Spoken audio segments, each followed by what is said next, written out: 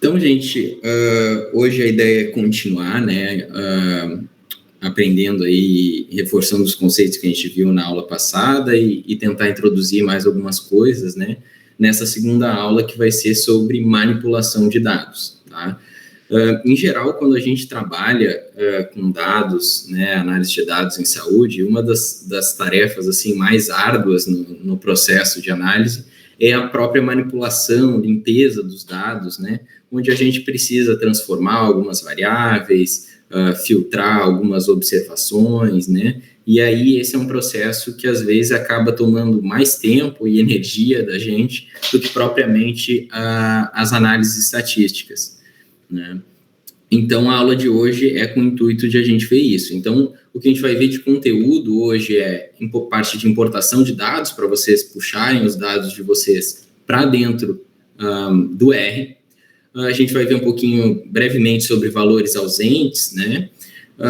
Fatores, que a gente vai ver também. Aí, na parte de manipulação de dados, propriamente dita, que vai ser o grosso da aula aí, a gente vai ver seleção de colunas, como criar e modificar colunas variáveis, como que a gente filtra linhas, observações, né, filtra os sujeitos ali das nossas bases de dados, como que a gente ordena as linhas das nossas tabelas, e a parte de sumarização, né, resumo de dados, onde a gente vai ver ali como que agrupa e resume os dados das nossas tabelas. Então, eu gostaria de introduzir para vocês uma coleção de pacotes dentro do R que se chama Tidyverse, tá? É basicamente um conjunto de vários pacotes, tá? Não é um pacote só, que é desenvolvido para atividades de ciência de dados no geral, tá bem?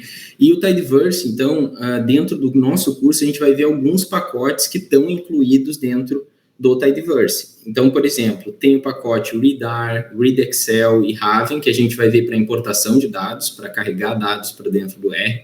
A gente vai usar esses 3 pacotes, principalmente. O dplyr a gente vai usar para manipulação de dados, propriamente dita, para a maioria das rotinas de manipulação de dados. ggplot2 a gente vai usar na próxima aula de visualização de dados, que essa aula, se não a mais interessante, acho que a de visualização é um pouco mais legal, assim, eu particularmente gosto, mas essa eu acho bem legal, porque a gente já consegue fazer bastante coisa, a gente consegue já inventar e rodar coisas interessantes, assim, com o conhecimento que a gente trabalha nessa aula. Então acho que vai ser legal essa sequência da aula de hoje e da aula da semana que vem também de visualização, que é super legal. E para instalar, então, esse conjunto de pacotes do Tidyverse, a gente pode usar aquela função que a gente aprendeu na aula passada de instalar pacotes, que a gente pode rodar no nosso console, né, que é install.packages, e o nome do pacote que a gente quer instalar, nesse caso é uma coleção de pacotes, mas a gente instala da mesma forma Tidyverse. E a primeira coisa, então, que a gente vai ver na aula de hoje é como importar e também exportar dados do R.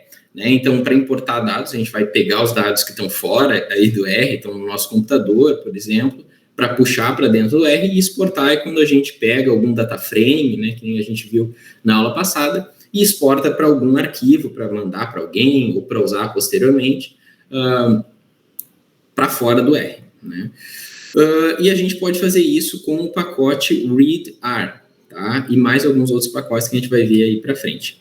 Então, antes de a gente entrar como que a gente de fato carrega, que funções que a gente usa para carregar os dados para dentro do R, a gente tem que ver um conceito sobre caminhos, tá? Caminho, ou path em inglês, né, é o que a gente chama, é um conceito que a gente usa, porque assim, por exemplo, vamos supor que vocês vão combinar sair com um amigo de vocês num bar, né? Se vocês nunca foram nesse bar, uma das coisas que vocês vão perguntar para esse amigo, né, se vocês não forem procurar na internet, por exemplo, é o endereço desse bar. Porque, assim como locais, né, na cidade, os arquivos dentro do nosso computador, eles também têm endereços, que a gente chama de caminhos, né? Eles estão em algum lugar específico no nosso computador. E a gente tem que saber onde está para a gente dizer para o R e ele conseguir carregar esses arquivos. Então, toda função para carregar dados ou até para exportar dados vai exigir que a gente explicite um caminho, ou seja, uma string, um texto, né, entre aspas ali, que representa o endereço desse arquivo dentro do nosso computador. E aí tem duas formas de a gente passar um caminho para o R, ou através de um caminho absoluto, a gente vai ver o que é cada um desses dois, e um caminho relativo. Tem essas duas formas. Então, vamos entender primeiro, antes de a gente entender o que é um caminho absoluto relativo, o que é o diretório de trabalho, que é um conceito que tem um nome estranho, mas é bem simples. O diretório de trabalho é basicamente a pasta na qual o R está alocado naquele momento dentro do computador de vocês. Então, por exemplo, tem a pasta computador de vocês aí, downloads, documentos, imagens, né? Tem essas pastas, são comuns de ter aí nos computadores, né? E o R, ele por padrão vai estar dentro de alguma pasta do computador de vocês. Às vezes, por padrão na instalação, ele deixa a pasta documentos por padrão, mas isso também dá para mudar ali nas configurações do RStudio, tá? Mas o diretório de trabalho, então, é essa pasta no qual o R sempre vai buscar os arquivos para ler eles, ou quando vocês estiverem exportando, para salvar esses arquivos no computador de vocês. E a gente pode descobrir que pasta que é essa dentro do R de vocês, aí, através de uma função chamada getWD. E nesse caso, ele vai cuspir aqui para vocês qual que é o diretório de trabalho atual de vocês. E aí eu vou rodar aqui no meu, então, para vocês verem, né, no meu o que ele fala. Tá, então, nesse caso, no meu ele fala aqui, ó, que o diretório atual aqui no meu computador é /home, /bruno, /docs, /projects, né? É basicamente a pasta no qual o R está nesse momento dentro do meu computador. E o diretório de trabalho ele pode ser modificado, então vocês podem, OR, fica observando essa pasta aqui, né, com essa função setwd aqui. Tá? E aí vocês especificam um caminho aí no computador de vocês.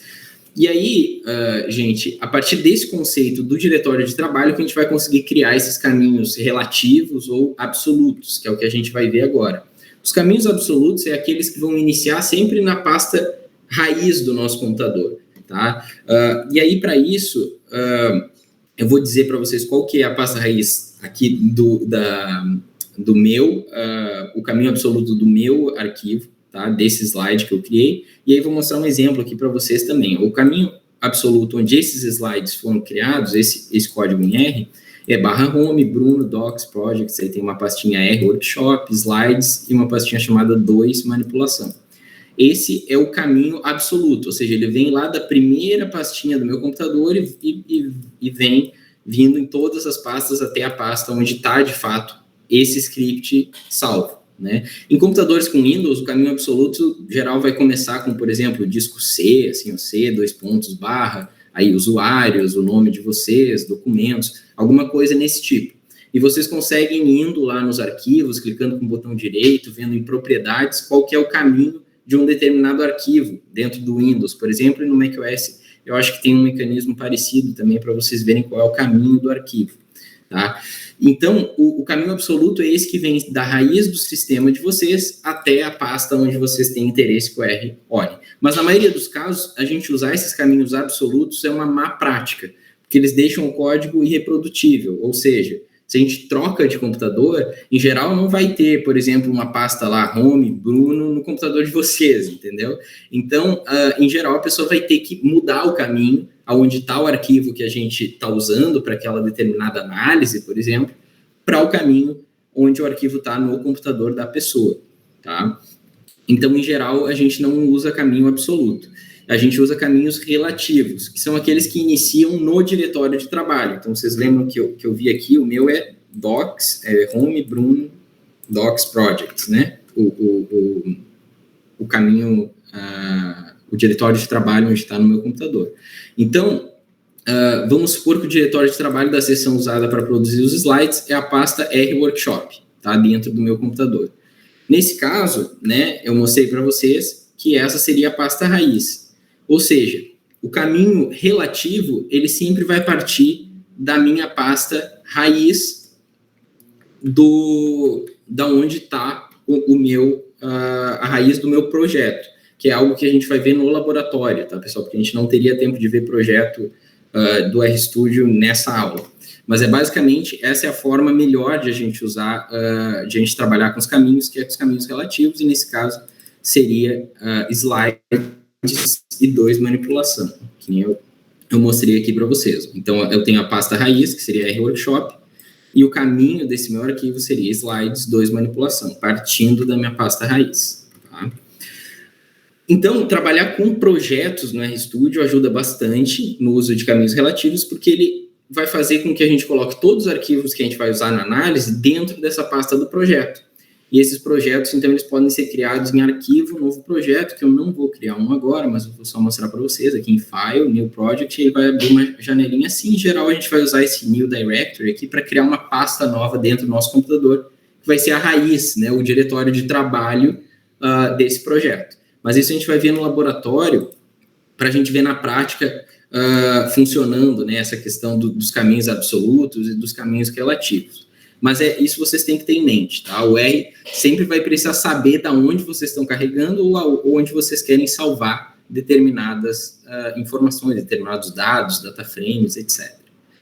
Então, se vocês usarem apenas caminhos relativos e compartilharem a pasta do projeto com alguém, aí sim, todos os caminhos existentes no código vão continuar funcionando, sem a pessoa precisar adaptar os caminhos para o computador dela, que é o que a gente tem que fazer quando a gente usa os caminhos absolutos. Então, vamos entrar, de fato, nos arquivos que a gente pode carregar, né? Que eu falei para vocês, o R carrega basicamente qualquer tipo de arquivo, e é verdade. A gente vai ver só os mais comuns aqui na aula.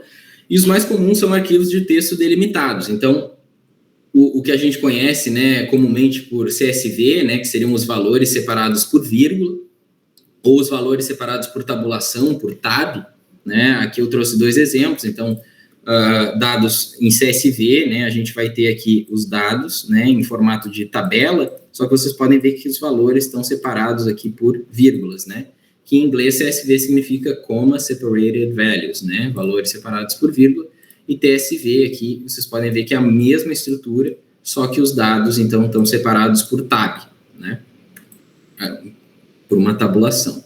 Ou a gente poderia ter arquivos até de texto delimitados de formatos mais esquisitos, assim. Então, poderia ter um arquivo TXT, por exemplo, que é separado por barras, por exemplo. E a gente pode ver que se assemelha a uma tabela, mas os valores são separados por barras. A gente poderia também carregar isso no R sem problema nenhum.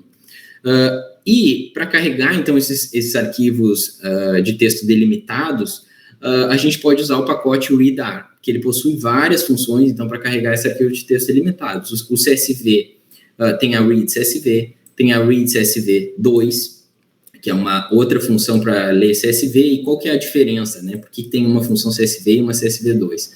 Quando a gente gera arquivos em CSV no Excel em português brasileiro, em português em geral, o Excel ele vai gerar os valores não separados por vírgula, tá? Que é o comum, mas sim por ponto vírgula, tá? E aí, por que ele faz isso, né? Ele usa o ponto e vírgula para separar os valores, porque ele usa a vírgula para os decimais, né? Para os valores decimais que podem ter dentro da base. E aí, por isso que ele é separado por ponto e vírgula. E aí, quando a gente tiver esses valores separados por ponto e vírgula, a gente tem que usar a função read CSV 2.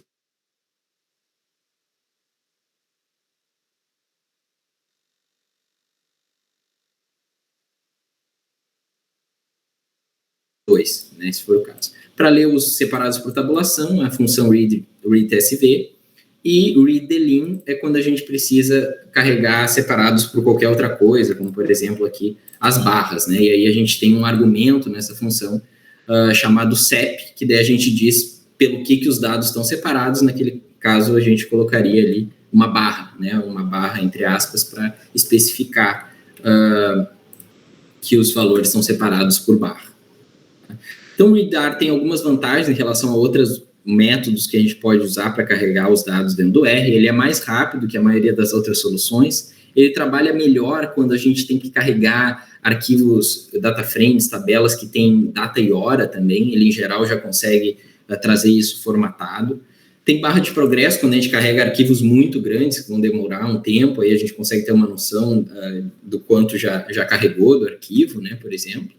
E a gente pode exportar os dados em CSV também com uma função bem intuitiva que se chama write CSV. Então, eu carregaria aqui, por exemplo, os dados que eu quero salvar, carregaria aqui o meu pacote readar e utilizaria, por exemplo, a função write CSV para escrever exportar um CSV, né, de dentro do R. Então, que, por exemplo, vamos supor que eu quisesse exportar aquela minha base lá, Pixar bilheteria, aí eu coloco no argumento X o objeto que eu quero exportar, o objeto do DataFrame que eu quero exportar, e no argumento file o caminho no meu computador aonde que eu quero salvar e o nome do arquivo. Então, eu vou salvar aqui em dados bilheteria.csv, em home, Bruno, na pasta TMP.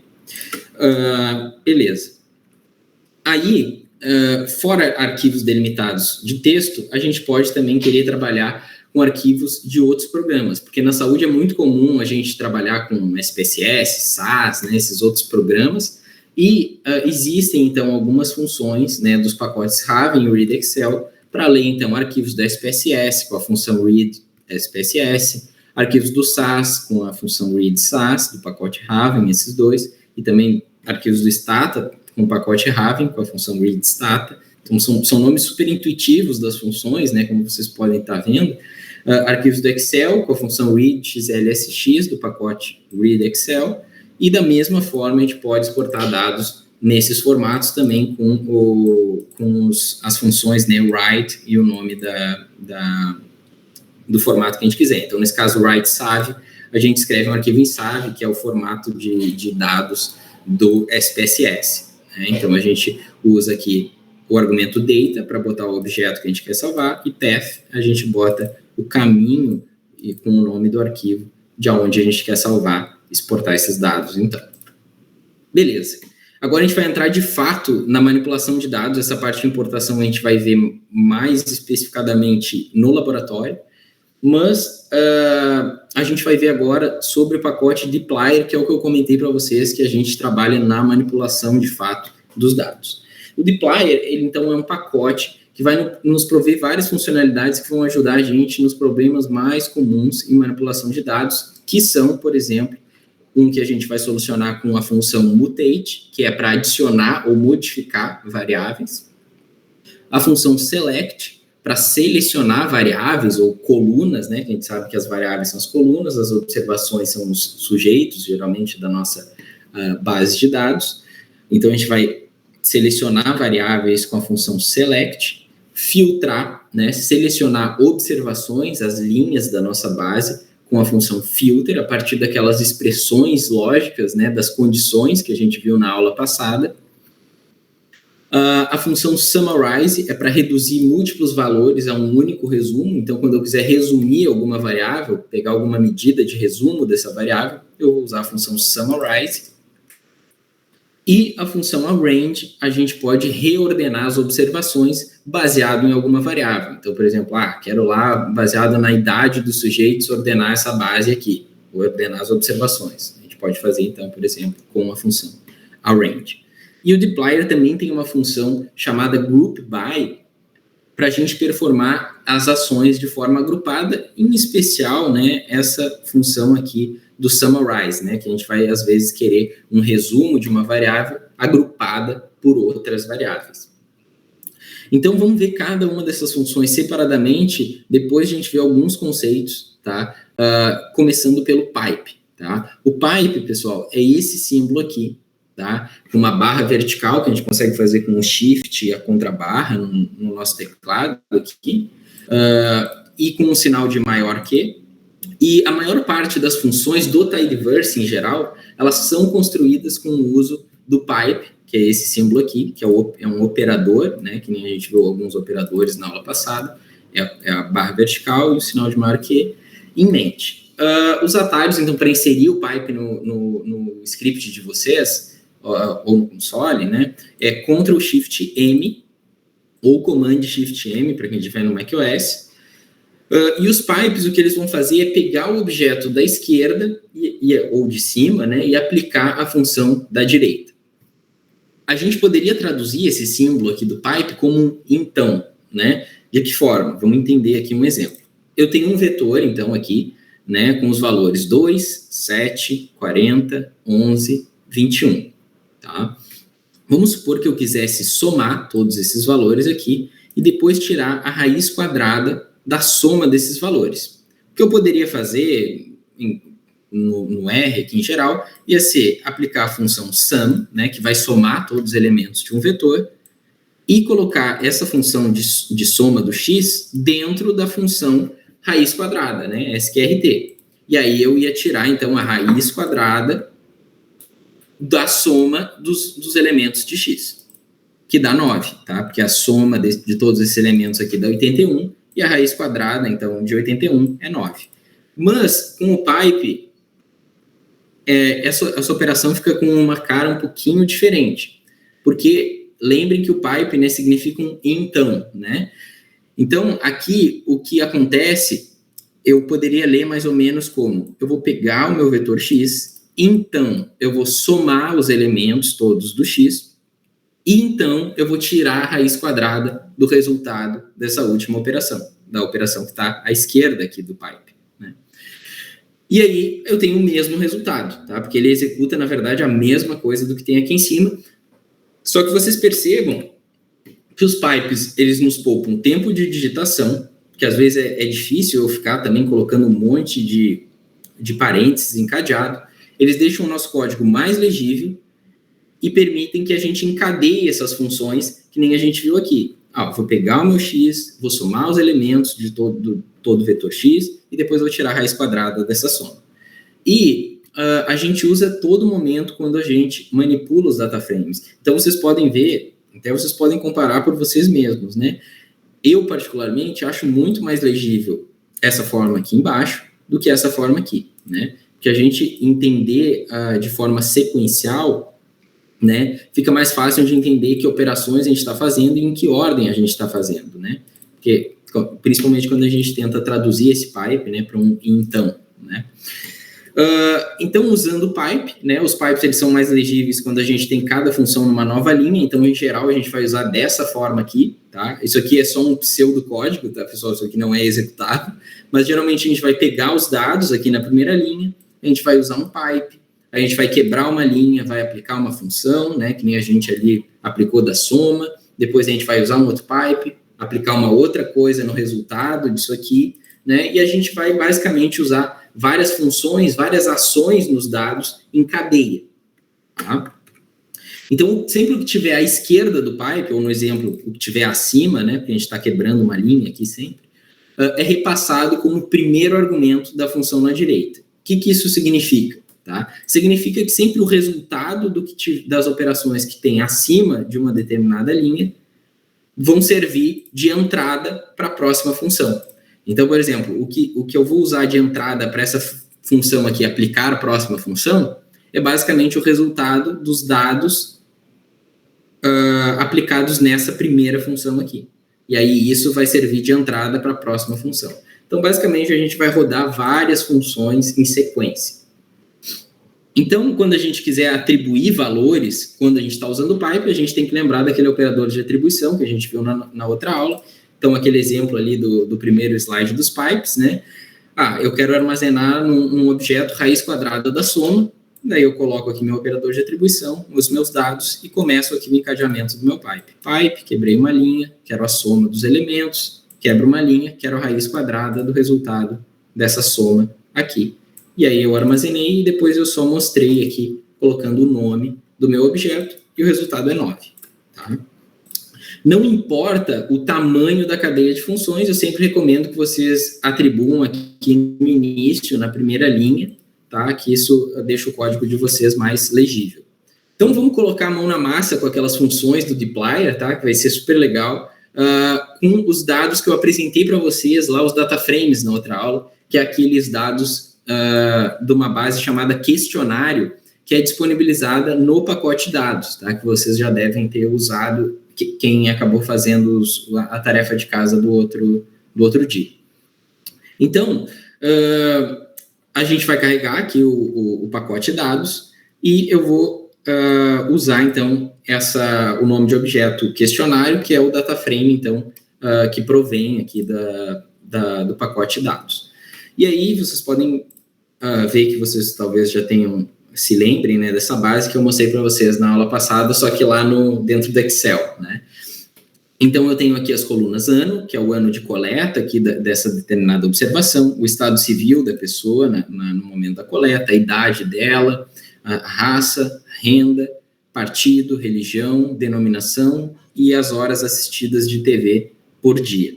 Duas coisas que eu quero que vocês notem é que aqui, quando a gente carregou esses dados, aqui embaixo do nome, a gente tem o tipo da variável. Então, a gente sabe que ano é uma variável int, que quer dizer inteiro, né? Integer em inglês. FCT é uma variável categórica, uma variável fator, tá? De factor, esse FCT.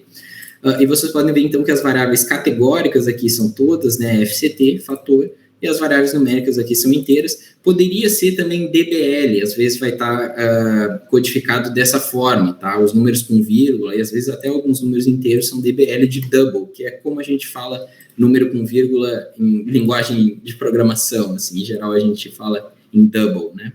E vocês notem também que tem alguns NAs aqui na variável horas de TV, tá? Por exemplo, aqui, e basicamente NA quer dizer not available, ou seja, seriam os valores ausentes que a gente tem na base, ou seja, não foram coletados dados em relação a essa variável para esses sujeitos aqui nessa avaliação. Tá? Então, esses dados aqui, eles são de uma base do General Social Survey, tá? E são dados que teve coleta de 2000 até 2014, eu acho que pulando de 2 em 2 anos, se eu não me engano.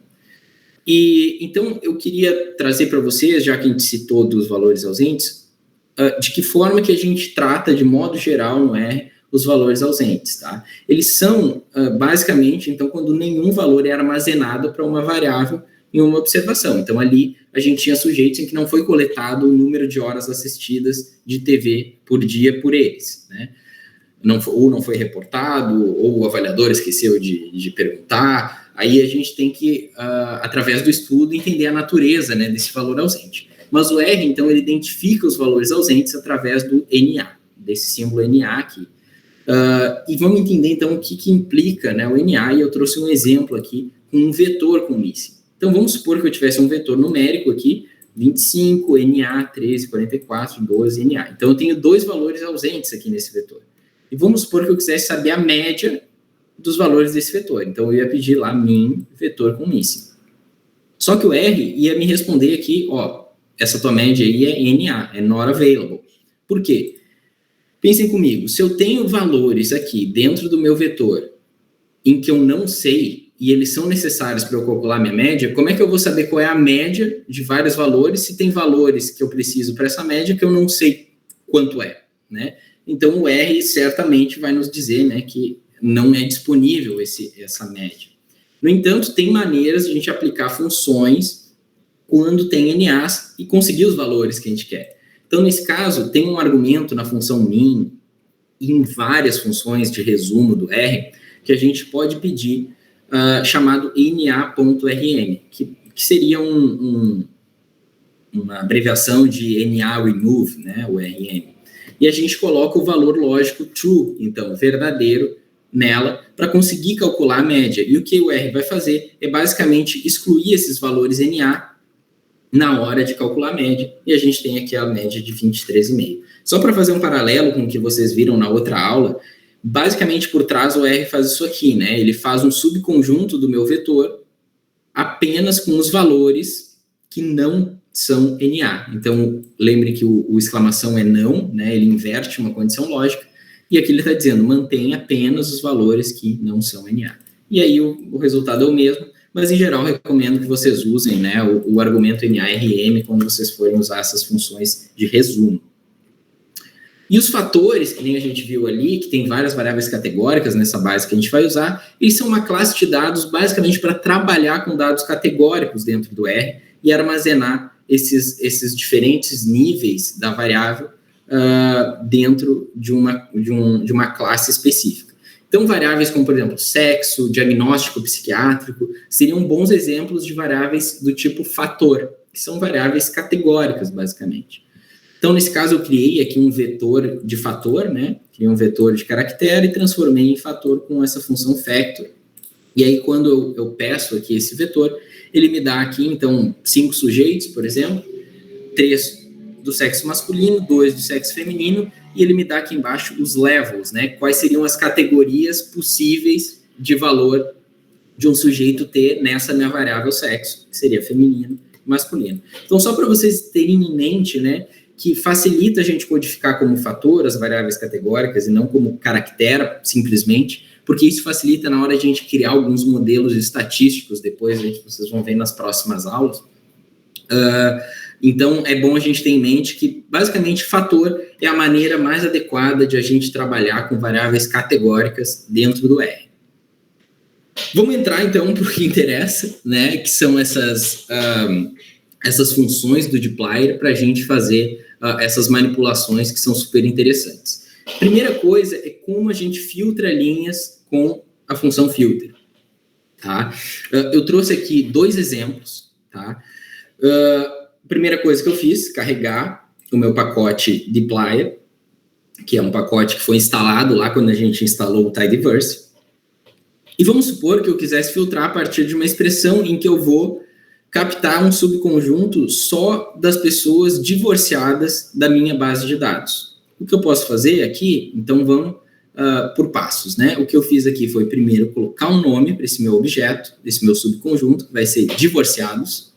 Coloquei o meu operador de atribuição, a minha base de dados, questionário, que é onde eu vou trabalhar, o meu pipe, quebrei uma linha aqui, e coloquei a função filter, e dentro dos parênteses, aqui onde eu usei a minha função, eu vou usar a minha expressão. Então, eu quero apenas os sujeitos onde o estado civil é igual a divorciado. E aí, eu salvei aqui, né, atribuí nesse meu nome, divorciados, e se eu rodo aqui, vocês podem ver que eu tenho um subconjunto com 3.300 indivíduos, e que antes, né, era basicamente 20 mil indivíduos. Então, diminuiu bastante, né? A maioria das pessoas, então, não são divorciadas, né? Mas, então, eu tenho agora um subconjunto em que eu poderia trabalhar só com as pessoas divorciadas. Aqui, eu trouxe um outro exemplo, onde eu já peguei meu subconjunto de divorciados, e vamos supor que eu quisesse somente as observações que não têm valor ausente nas horas de TV. Porque eu vou fazer análises lá com o desfecho de horas de TV assistidas, e eu não posso ter missing, não posso ter valores ausentes nas horas de TV assistidas. O que eu poderia fazer? Poderia usar minha função filter, quero apenas os sujeitos que não têm valores NA nas horas de TV. Basicamente isso, e aí vocês podem ver que a base foi de 3.300 para 1.768 sujeitos. Então, cortou aí quase pela metade, tinha várias pessoas aí com missing na variável de horas de TV assistidas. Então, nesse segundo exemplo, né, o exclamação isNA horas de TV mantém na base apenas as observações dos divorciados que não possuem valores ausentes na coluna horas TV. Beleza, agora vamos passar para a questão de ordenação de linhas, que a gente faz com a função arrange, que seria para a gente ordenar. E aí, a forma como a gente ordena é super simples. Aqui eu trouxe um único exemplo, mas que a gente demonstra tanto uma ordenação ascendente quanto descendente. Nesse caso, eu peguei aqui a minha base questionário e usei a função arrange, depois do pipe aqui, e coloquei como argumento ano, que vai ser a primeira variável, qual vai ser ordenada, as observações, e usei uma outra função dentro do arrange, que se chama desc, que também é uma função do dplyr, quando eu quero ordenar de forma decrescente uma determinada variável. Então, o que eu estou fazendo aqui, por padrão, ele sempre vai ordenar de forma ascendente, do menor para o maior. Então, aqui, ele vai ordenar primeiro a base a partir do menor ano para o maior ano de avaliação, e depois, de forma decrescente, da maior idade para a menor idade. Vamos ver como é que ficou a cara aqui dessa base. Então, a gente tem aqui o ano, né? Então, a gente pode ver que o ano 2000 é o ano de coleta mais antigo, né? Que a gente tem na base. E os sujeitos, então, mais velhos que tinham nessa coleta aqui do ano 2000, que a gente ordenou também pelo ano e de forma decrescente pela idade, tinham 89 anos, então, nessa coleta. Então, a gente tem vários sujeitos aqui de 89 anos.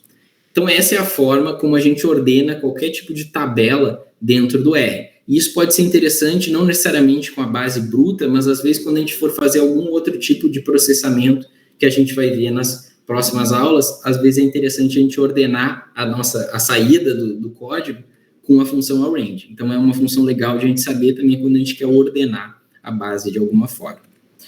Os dados, então, foram ordenados pelo ano, de forma ascendente, e pela idade, de forma descendente.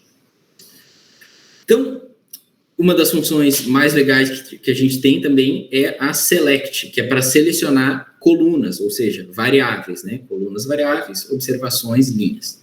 Então, não apenas a gente pode limitar as linhas, né? Criar subconjuntos com as linhas, com as observações, mas também com as colunas da nossa base usando o select. E aqui eu peguei um exemplo, que o funcionamento do select é bastante simples. Basicamente, a gente vai pegar a nossa base, peguei aqui a nossa base de divorciados, a gente vai usar o nosso pipe, quebrar uma linha e usar a função select aqui do dplyr, e a gente vai colocar dentro dos parênteses o nome das variáveis que a gente quer manter na nossa base. Então, eu quero só desses divorciados a variável ano, idade e horas de TV, é o que eu vou trabalhar daí para frente, então não preciso das outras. E aí, nesse caso, eu coloco aqui dentro, separado por vírgula, e a gente pode ver que eu recebo aqui um data frame com as variáveis, então, que eu quis, né? Ano, idade, horas de TV. E se eu tivesse botado numa outra ordem, ele ia me retornar com a ordem que eu escrevi aqui as variáveis. Tá? E o select, ele também pode ser usado para a gente remover colunas, né? Aí fica um pouco contraditório, né? Porque é select o nome da função, mas eu posso remover, né? As colunas, mas é assim que funciona. Então, o jeito que a gente faz é basicamente, ao invés de a gente só colocar o nome da variável, a gente coloca um hífen na frente, e aí dessa forma, o que a gente vai fazer é remover a variável da nossa base. Então, isso pode ser interessante quando, por exemplo, a gente tem muitas variáveis que a gente quer manter, mas pouquinhas que a gente quer retirar. Aí ia ser um trabalhão a gente botar o nome no select de todas as variáveis que a gente quer manter dentro da base de dados. E mais interessante seria a gente remover só as que a gente não tem interesse. Então, nesse caso, a gente simplesmente usa o select e bota lá, hífen estado civil, né? O hífen remete a um sinal de menos, né? Menos estado civil, menos renda, menos denominação. E aí, a gente tem aqui todas as outras variáveis, menos essas aqui que eu coloquei com o meu hífen na frente. E a gente tem outras funções auxiliares também para usar junto com o select, como, por exemplo, starts with, ends with, contains, ou pode ser dada também uma sequência de colunas, né, para eu selecionar. Às vezes, se são colunas de sequência, eu trouxe alguns exemplos aqui para vocês, 2, né, mais especificamente. O primeiro é usando essa função auxiliar ends with. Como que a gente usaria? A gente pegaria a nossa base de dados, nosso data frame, usaria o pipe, e dentro do select, a gente pode usar essa função auxiliar, por exemplo, ends with. Basicamente, o que o select vai fazer vai ser selecionar as colunas que terminam, né, finalizam com AO, né, ou AN, né, é que a gente não tem o til aqui, porque em geral a gente não usa caracteres especiais, né, nesses nomes de variáveis, que nem eu comentei para vocês na última aula. Mas então aqui, basicamente, o que eu estou fazendo eu quero, da base de dados questionário, selecionar somente as variáveis que terminam com AN, né? E aí ele me retorna aqui simplesmente a variável religião e denominação, tá? E a gente poderia usar o starts with, né? Que seria as variáveis que começam com alguma coisa, ou contains, que contém alguma coisa na palavra, né, no nome da variável, e a forma como a gente seleciona variáveis em sequência é com 2 pontos, que é um operador que a gente já conhece da aula passada, né? Então, a gente teria aqui a nossa base, o nosso pipe, e no select a gente colocaria o nome de uma variável, 2 pontos, o nome de outra, e aí todas as variáveis, da primeira variável que você coloca o nome até a última, elas vão ser selecionadas dentro dessa sequência, né, desse range. Então, do ano até a raça, tinha o estado civil e a idade aqui no meio, e elas foram selecionadas em sequência. Tá? Se vocês quiserem ver mais detalhes dessas funções auxiliares do select, lembrem da função, desse comando, né, a interrogação, nome da função, para pegar mais detalhes sobre a função select, tá? Daí ele vai ter um guia ali e exemplos de uso também, outros, da função select. Outra função legal que a gente pode usar é a mutate, para criar e modificar colunas. Isso é super legal, que a gente, às vezes a gente quer recodificar algum tipo de variável, né? E no dplyr a gente pode fazer isso com mutate, tá? Seria fazer uma mutação, né, numa determinada variável, numa determinada coluna. E aqui eu trouxe 2 exemplos para vocês também. O primeiro exemplo, eu já combinei o meu pipe aqui para vocês entenderem um pouco a lógica, né, de como é esse encadeamento de funções com o pipe, das funções que eu acabei de mostrar para vocês. Então, eu peguei lá aquela minha base divorciados, que eu já tinha feito sobre conjunto, usei o meu pipe aqui, filtrei somente as observações, então, que tem a raça igual a branca, né? O igual é o nosso operador de ver se o valor de uma variável é igual a alguma coisa. Selecionei só as variáveis ano, idade e horas de TV na minha base.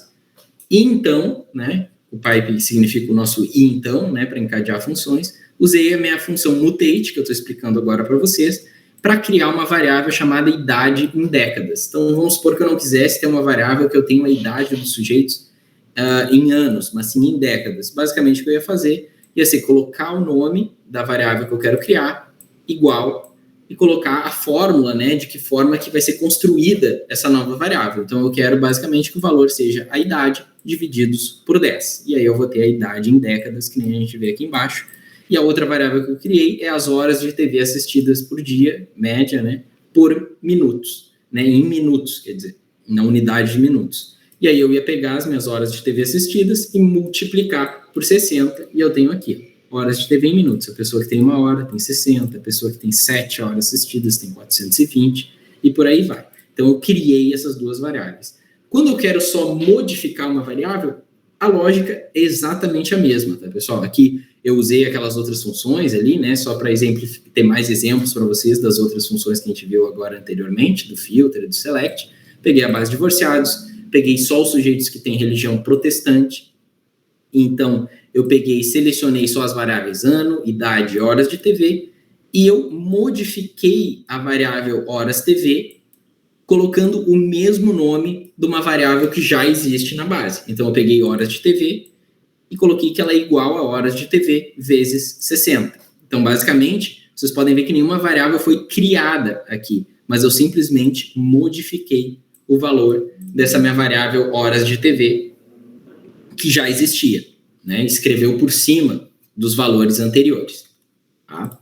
Então, esses são os 2 exemplos que eu trouxe do mutate, e a gente pode agregar dados, que nem eu falei, com alguma medida de resumo, com a função summarize, que a gente vai pegar as nossas colunas e computar algo baseado em todas as linhas dela. Como, por exemplo, contar a quantidade de linhas, calcular a média ou a mediana de uma determinada variável, computar a soma de uma determinada variável, pegar o valor mínimo e o valor máximo, ou seja, qualquer função que agregue múltiplos valores num único valor. Então, por exemplo, desvio padrão, variância, média, valor máximo, valor mínimo, tudo isso pode ser usado no summarize, porque está pegando toda a minha amostra e resumindo em um único valor. Então, sempre que a gente pensa no summarize, a gente pensa nisso, né, em resumir todas as amostras, todas as observações em um único valor. Então, um exemplo aqui. Vamos supor que eu quisesse o seguinte, que eu quisesse pegar para todos os divorciados coletados no ano de 2000, captar o número de observações, a média da idade desses sujeitos, a mediana das horas de TV assistidas diariamente e a amplitude, ou seja, a diferença da pessoa que mais assiste TV para a pessoa que menos assiste TV, e ver qual que é a amplitude, né, a diferença entre esses 2 valores. E aí, eu peguei, né, um monte de coisa que eu queria calcular aqui, peguei a minha base de divorciados, filtrei só para as observações que foram coletadas, então, no ano de 2000, usei meu pipe aqui, então, vou sumarizar essa minha base a partir do número de observações que eu peguei com essa função N, tá? Que é uma função do dplyr também, que capta o número de observações de uma determinada base. Peguei a média de idade, notem que eu usei aqui o NARM igual a true, né? Porque eu sei que tinha valores ausentes também na idade. Peguei a mediana de horas de TV, então, median, horas de TV, usei o NARM true, e a amplitude de horas de TV, que aí eu usei um cálculo aqui, né? Basicamente, peguei o valor máximo das horas de TV menos o valor mínimo das horas de TV, que é o conceito de amplitude, né? Que a gente tem, que é a pessoa que mais assiste TV dá diferença com a pessoa que menos assiste TV e ver qual é a diferença em horas dessas pessoas. Então, eu recebo aqui um data frame, né? Onde eu tenho o número de observações. Então, divorciados que foram coletados no ano de 2000, eu tenho 441. Média de idade era de 48 anos aqui, a mediana das horas de TV era 2 horas de TV, então provavelmente a maioria da galera não via tanta TV assim, mas a gente vê que a diferença entre a pessoa que mais assistia TV e a que menos assistia TV era 15 horas. Né? Então talvez tivesse uma pessoa lá que assistia 16 horas e uma que assistia uma só, a pessoa que menos assistia, ou talvez até a pessoa que menos assistia 0. E aí a diferença deu 15 horas aqui entre a pessoa que mais assistia e menos. Então, é dessa forma que a gente resume os dados. Todas essas variáveis foram calculadas usando todas as linhas desse conjunto filtrado aqui dos divorciados que foram coletados no ano de 2000. Tá? A gente pode evitar a repetição com uma funçãozinha chamada across, quando a gente quer, por exemplo, pegar a média ou desvio padrão de várias variáveis da base. Aí eu não preciso ficar repetindo várias vezes, né, para cada uma das variáveis os meus resumos. Então, eu posso usar essa função across, onde eu vou colocar as variáveis que eu quero calcular num vetor, como primeiro argumento para o across, e como segundo, uma lista com as funções que eu quero. Então, um exemplo. Essa execução é um pouquinho mais complexa, mas depois vocês podem ler com calma. Também não quero me passar muito aqui. Que a gente já está terminando essa aula, e depois a gente pode ver melhor até esse conceito aqui no laboratório. Mas eu peguei, então, nosso subconjunto dos divorciados aqui, e então eu filtrei apenas para as observações que foram coletadas em 2014, e então eu sumarizei a variável idade com o across, aqui um vetor com as variáveis que eu tenho interesse em sumarizar, e a variável de horas de TV, e depois criei uma lista com a função list aqui do R, e peguei a média, que é basicamente essa sintaxe, ela é um pouquinho chatinha de entender, mas eu explico melhor para vocês no laboratório. Peguei a média com o NARM de cada uma das variáveis e o desvio padrão, e aí, usando o across, a gente depois vai receber um resumo para cada uma das variáveis. Então, vocês podem ver, eu tenho a média da idade, aqui tenho o desvio padrão da idade, tenho a média das horas de TV e tenho o desvio padrão das horas de TV assistidas, isso pedindo a média de desvio padrão só uma vez, mas colocando aqui, explicitando quais são as variáveis que eu quero calcular. E eu não precisaria colocar duas, eu poderia colocar, por exemplo, às vezes eu quero colocar 5, 10, 20 variáveis que eu quero os mesmos resumos. Então, o across facilita nesse sentido. E a gente poderia também usar o summarize com o group by, né? E essas funções são usadas com o group by, elas vão ser computadas de forma estratificada. Então, eu trouxe um exemplo para vocês, para ficar mais fácil de entender, e a gente geralmente vai agrupar ou por categorias, ou, por exemplo, por sexo, ou por diagnóstico psiquiátrico, que nem eu dei o exemplo lá, ou, por exemplo, por severidade de quadro depressivo. Eu quero as medidas para os sujeitos que estão severamente deprimidos, moderadamente deprimidos ou levemente deprimidos, né? Ou, por exemplo, até por ano de avaliação, que é como eu vou mostrar o exemplo para vocês agora. Mas, em geral, a gente não vai agrupar por valores contínuos, né? Valores com vírgula, porque eu vou ter uma variação muito grande e, em geral, não vai fazer sentido, né? Em geral, faz sentido eu categorizar primeiro e depois agrupar. Então, um exemplo aqui, vamos supor que a gente queira saber só o número das religiões reportadas pelos entrevistados no survey, né? O número de observações, o tamanho da amostra e a média de horas assistidas de TV em cada ano. E nesse caso, a gente tem um código bem simples aqui, que tem o questionário, então toda a base lá, agrupada pelo ano de avaliação, e sumarizando o número de religiões. Aí eu usei essa função do dplyr, ndistinct, que eu pego quantos valores únicos, né, eu tenho nessa variável religião, o número de observações, com aquela função n, que eu falei para vocês no exemplo anterior, e peço a média de horas de TV aqui com a função min, horas de TV, e uso o NARM para ele não me dar um NA lá na hora de calcular a média das horas. E aí vocês podem ver que a gente tem uma tabela um pouquinho diferente, onde eu tenho o ano, que é a variável que eu quis agrupar, e aí eu vou ter, por exemplo, o meu número de observações para cada ano de avaliação, ou seja, agrupado pela variável que eu inseri aqui no meu group by. Vou ter a média de horas de TV para cada ano de avaliação. E assim como eu fiz para o ano de avaliação, eu poderia ter mudado aqui o group by para, por exemplo, se eu tivesse na minha base de dados a variável sexo, né, agrupar pelo sexo, e eu ia ter lá a média de horas de TV assistida pelas mulheres, a média de horas de TV assistida pelos homens, por exemplo. Né? Isso poderia ser uma pergunta de pesquisa se eu tivesse acesso a esse tipo de dado. Então, o group by é legal quando a gente quer pedir resumos agrupados para alguma variável. Então, finalizando, tá? Vou deixar a tarefa de casa aqui, que a gente vai resolver no laboratório, tanto a tarefa de casa de hoje, quanto a tarefa de casa da primeira aula, que a gente não teve, acabou não tendo o laboratório. Então, vai ser vocês escolherem uma das bases de dados, do pacote dados, e utilizar ao menos uma vez as funções select, mutate, filter, arrange, summarize e group by. Não precisa ser necessariamente juntas, né, todas no mesmo pipeline, que a gente chama. Pipeline é esses encadeamentos de pipe que a gente faz, né, que vocês viram nos vários exemplos. Então, que vocês usassem pelo menos uma vez cada uma das funções.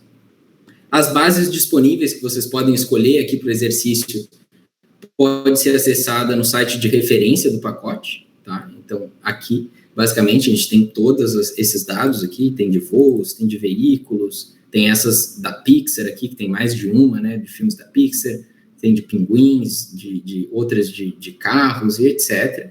Tá? Aí vocês podem escolher entre elas, vai estar aqui o link no slide.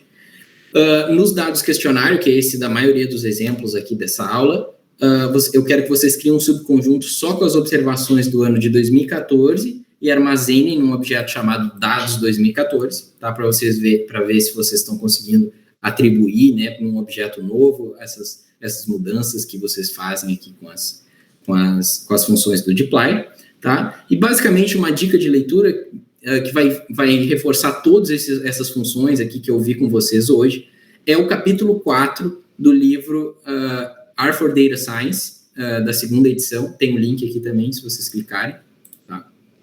Deixa eu mostrar aqui para vocês.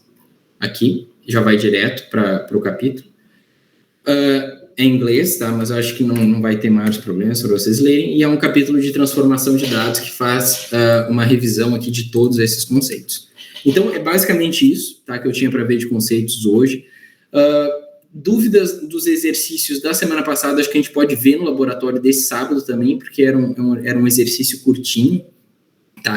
O que a gente viu na aula passada, e aí eu quero que vocês trabalhem então no exercício dessa semana, e tem um script também com todos os exemplos que eu dei nessa aula no site, tá? Eu vou até compartilhar aqui com vocês, porque talvez vocês não tenham visto, tá? Aí isso já fica o aprendizado para as próximas aulas também, para vocês conseguirem pegar. Vou compartilhar aqui a tela de novo. Aí, gente, no site, se vocês entrarem no site, vou mandar o link aqui, vocês podem descer aqui, tá? Isso aqui são todos os materiais recomendados, tá? De livros, por exemplo, que eu deixei, tem materiais gerais, tá? Livros que são mais gerais, de conceitos gerais, de análise com R. Aí tem livros para visualização de dados, esses dois, especialmente o primeiro, eu acho o mais legal para visualização. Tem um de PDF com cores, do R, também é legal de dar uma olhada. Os de estatística básica, que eu separei nessa categoria. Esses mais de reprodutibilidade e comunicação, se vocês tiverem interesse. De machine learning, aqui embaixo. E um de meta-análise, aqui deixei 2 materiais também. Mas o que eu queria mostrar para vocês é aqui os slides, tá? Que eu deixei os slides das aulas, tá? Aqui embaixo no site. E em cada aula tem esse R-script da aula X, né? Então, nesse caso, tem o R-script da aula 2, tá? De manipulação de dados. Se vocês clicarem aqui, vai abrir uma página como essa, assim, vocês podem dar um Ctrl+A no computador de vocês, ou selecionar tudo aqui, por exemplo, né? Dar um Ctrl+C e copiar aqui para dentro de um script do R de vocês, para vocês rodarem os exemplos, né, da aula, tá? E verem no próprio R de vocês como é que está indo. Foi basicamente o que eu fiz aqui no meu R, tá? Por isso que tem todas essas coisas, eu basicamente colei desse arquivo aqui que vocês podem pegar em R-script da aula tal, tá? Então é basicamente isso. Se alguém ficou com alguma dúvida pontual, a gente pode conversar agora, mas senão a gente pode ver no laboratório, no sábado, tá? Mas era isso que eu tinha para ver com vocês hoje, tá? Mas se alguém quiser dar um parecer aí sobre o exercício, quem acabou trabalhando, quem teve tempo para trabalhar no exercício da aula anterior, pode dar e seria ótimo também.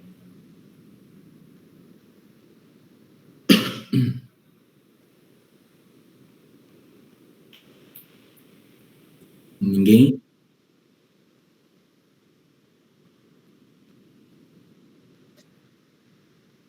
Tá bem.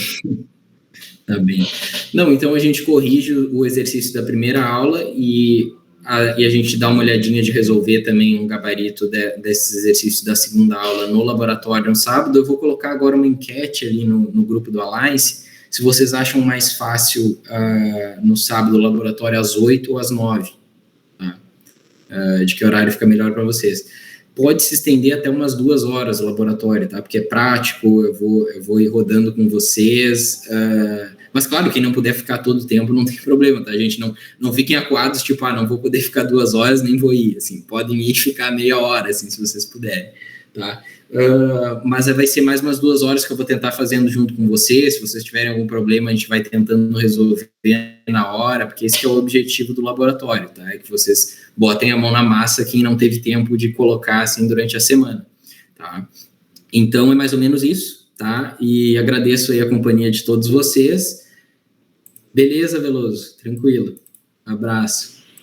Mas, valeu, isso, gente. Se vocês ficarem com alguma dúvida, podem mandar um e-mail, se ficarem com uma dúvida antes do laboratório, mas senão a gente se vê no laboratório, quem puder aparecer, quem não puder, não fique triste, que a gente vai tentar gravar também. Se o Jean não puder estar no laboratório, eu tento gravar de alguma forma, para a gente ter acesso também aos laboratórios, tá? Depois, de forma assim, tá? Então, uma boa noite para todos e a gente fica por aqui.